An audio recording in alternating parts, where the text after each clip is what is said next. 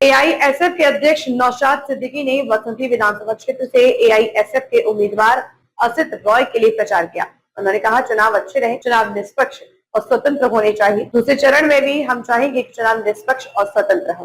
अच्छा होना चाहिए इसे free and fair.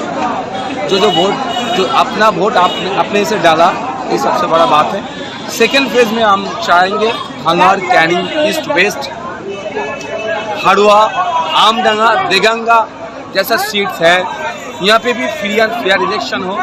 Gujarat Uttar, हिंगोलगंज, मीनाखा, बासंती, यहाँ पे फ्री एंड फेयर इलेक्शन हो। आदमी अपना राइट एक्सरसाइज करे।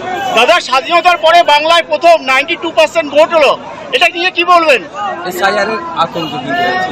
যাদের যাদের লিস্টে নাম এসেছে, কেউ ভোটদান থেকে দেখুন ম্যাক্সিমাম মানুষ ভোট দিয়েছে।